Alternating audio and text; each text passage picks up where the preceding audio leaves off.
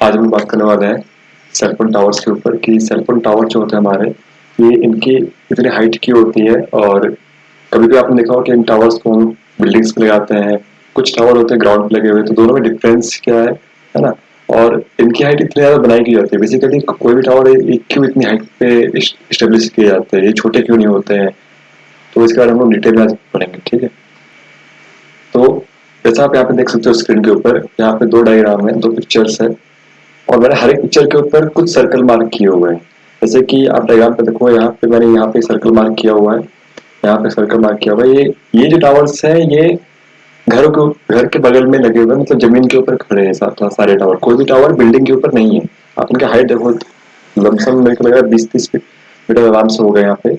अब ये जितने भी टावर स्टेब्लिश किए गए, ये सब जमीन के पास है, पर हर एक टावर के ऊपर ध्यान से देखिए, एक सर्कल टाइप बना हुआ है, एक एंटीना टाइप लगा हुआ है। अब ये एंटीना क्या है?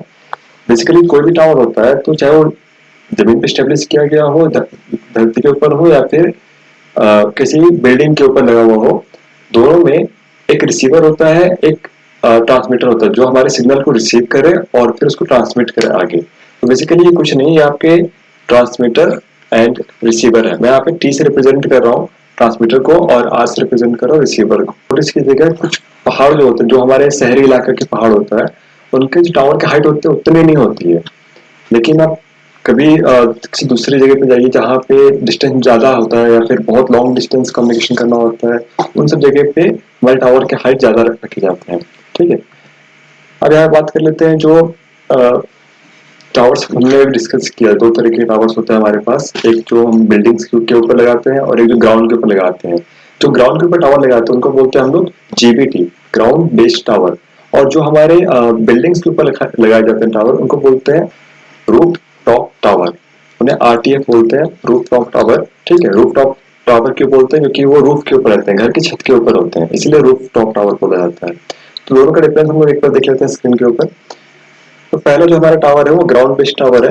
ग्राउंड बेस्ड टावर का जो हाइट है वो कितना होता है आपका?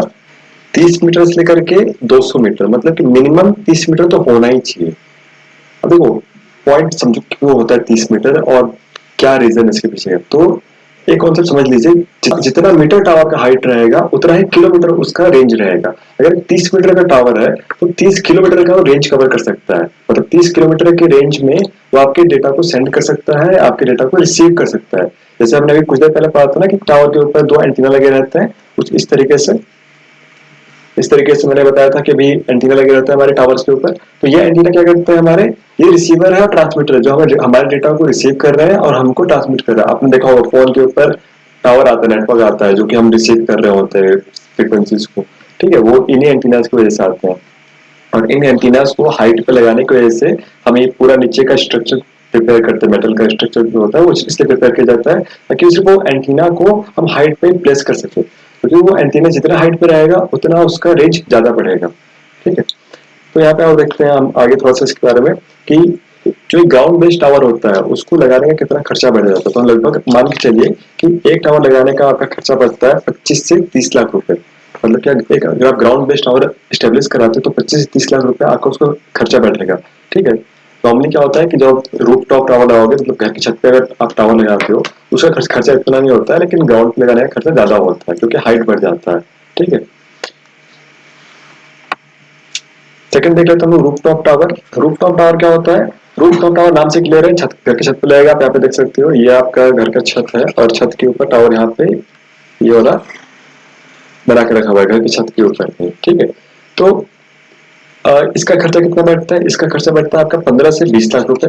मतलब कि आप यहाँ पे देखो, ग्राउंड बेस्ड वाले में क्या था, आपका लगभग 25 से 40 लाख रुपए लग रहा था, 25 से 30 लाख रुपए लग रहा था। और रूफ टॉप टावर में क्या हो गया, जस्ट हाफ हो गया, मतलब कि 15 से 20 लाख। जहाँ पे ग्राउंड बेस्ड में 30 लाख लग रहा था, आपका रूफ टॉप टावर में सीधे आधा हो गया, 50% लेस हो गया। क्योंकि अब 50% लेस क्यों हो रहा है, आप खुद सोचो। एक बिल्डिंग का खुद का भी हाइट होगा, ठीक है। तो जितना हाइट चाहिए था बिल्डिंग उस टावर को बनाने के लिए, आधा हाइट तो बिल्डिंग ने ले लिया। जो बाकी हाइट बच गया उसके वजह से कंपनी को खर्चा करना है। इसीलिए मैक्सिमम जितने भी बड़े बड़े बिल्डिंग्स होते हैं, उनके बिल्डिंग्स के ऊपर कंपनी ये उनको अपॉर्चुनिटी देती है, एक ऑफर देती है कि आप अपने बिल्डिंग के ऊपर हमारे टावर स्टेब्लिश करा लो। क्योंकि इनसे आपका भी फायदा रहेगा, आपको भी किराया मिलता रहेगा। दूसरा चीज, कंपनी को मेन बेनिफिट है कि उनको उतना एक्स्ट्रा पैसा खर्च नहीं करना, उनका कॉस्ट सीधा आधा हो जाता है। यही रीजन है कि कंपनी क्या करती है कि लोग घर की छत के ऊपर टावर लगा देती है, जबकि ये बहुत बड़ा डेंजरस वाला चीज है, क्योंकि वो फ्रिक्वेंसीज को सेंड कर रहा है, रिसीव कर रहा है, और खुद जो आप उस फ्रिक्वेंसीज के नजदीक रहोगे तो आपकी बॉडी पे कितना हार्म करेगा। एक चीज और यहाँ पर है, बीटीएस। बीटीएस क्या है आपका? Base transmitter system. Base transmitter system क्या होता है कि कोई भी फोन होता है, उसका एक बोल सकते हैं फिक्स रेडियो ट्रांसमीटर, हम बोल सकते हैं आसान भाषा में कि एक फिक्स रेडियो ट्रांसमीटर है जो कि हर एक फोन को रिसीव होता है। क्योंकि देखिए, टावर के ऊपर तो ट्रांसमीटर और रिसीवर है, ट्रांसमीटर रिसीवर तो जो सिग्नल भेज रहा है और जो सिग्नल रिसीव कर रहा है टावर के ऊपर तो है, पर आपके फोन के अंदर भी ये चीज लगा हुआ है। और जो चीज आपके फोन के अंदर लगा हुआ है, ट्रांसमीटर और रिसीवर, वो एक फ्रीक्वेंसी सेट रहता है कि भाई इस फ्रीक्वेंसी तक हमको, अगर नेटवर्क मेरे फोन में रिसीव कर रहा है तो आपके फोन में सिग्नल दिखाई देगा, लेकिन जहां पे वो फ्रीक्वेंसी एकदम कम हो जाएगा तो आपके फोन से सिग्नल गायब हो जाएगा।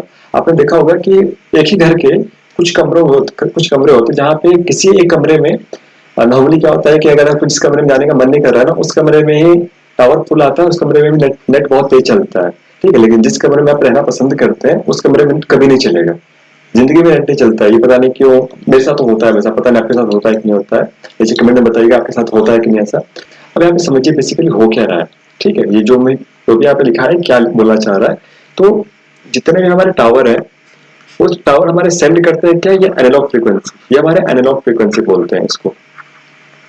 ठीक है, मतलब कि जितने भी टावर्स हैं वो जो डेटा सेंड कर रहे हैं, जो भी माइक्रोवेव, रेडियो वेव जो भी जा रहा है टावर के थ्रू, टावर के ट्रांसमीटर के थ्रू, वो तो जा रहा है एनालॉग में। ठीक है, इस तरीके से जो मैंने डायग्राम बना कर रखा है, जो साइंस वाले उनको पता होगा एनालॉग, जो साइंस वाले नहीं भी उनको भी देख लीजिए वो आप लोग। इस तरीके से होता है एनालॉग फ्रीक्वेंसी हमारा। ठीक है, लेकिन जो हमारा सिस्टम समझते हैं, जो हमारे कंप्यूटर से, जो हमारे फोन है, वो क्या समझते हैं? Digital signal. वो समझते हैं जीरो और वन वाले। ठीक है, तो ये एनालॉग को फोन हमारा समझेगा नहीं, तो क्या करना होगा? कन्वर्ट करना होगा हमको डिजिटल में।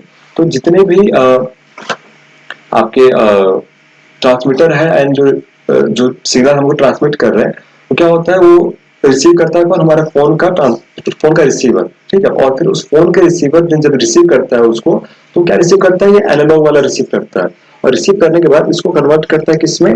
डिजिटल में। मैं यहाँ पे डिजिटल का बना देता हूँ कुछ इस तरीके से। डिजिटल का आपका जो फ्रीक्वेंसी रिसीव कर रहा है वो इस तरीके से आपका बनता है। तो हमारा फोन का जो डिवाइस है, जो भी हम फोन इस्तेमाल कर रहे हैं, वो क्या करता है? उसको कन्वर्ट करता है डिजिटल में, ताकि आपका फोन में वो सिग्नल आ जाए। ठीक है, अब नॉर्मली हो क्या रहा है कि अगर आपका फोन उस रेंज के, जैसे मैंने बताया ना कि अगर 30 मीटर का टावर है, तो 30 मीटर के टावर में क्या है कि 30 किलोमीटर तक का रेडियस का रेंज वो सेंड कर सकता है, रिसीव कर सकता है। अगर आप उस 30 किलोमीटर के रेडियस के अंदर में है, तो आपके फोन में नेटवर्क फुल आएगा, जैसे कि आपको यहाँ पे दिख रहा होगा सेकंड डायग्राम में, यहाँ पे इसमें नेटवर्क फुल आ रहा है। लेकिन आप जैसे ही उस 30 किलोमीटर के रेंज से बाहर जाते हैं, और मान के चलिए कि 30 किलोमीटर के बाहर कोई टावर लगा हुआ नहीं है, तो क्या होगा कि आपके फोन में जो सिग्नल सेंड कर रहा है टावर, वो कम आएगा। जितना कम आएगा उतना कम आपका टावर दिखाएगा, मतलब कि डेटा रिसीव ही नहीं हो रहा है। डेटा रिसीव नहीं होगा तो नेटवर्क कैसे आएगा? इसलिए आप देखते हो जंगल में या कभी पहाड़ वाड़ के एरिया में चले जाओ, ऐसे इलाके में चले जाओ जहाँ पे कोई टावर लगा हुआ नहीं है, तो आपके फोन में क्या करता है? नो सिग्नल, सिग्नल ही नहीं आता आपके फोन में। तो रीजन यही है। अभी तक जितना ही बताया मेरे ख्याल से आपको सब कुछ क्लियर हुआ होगा।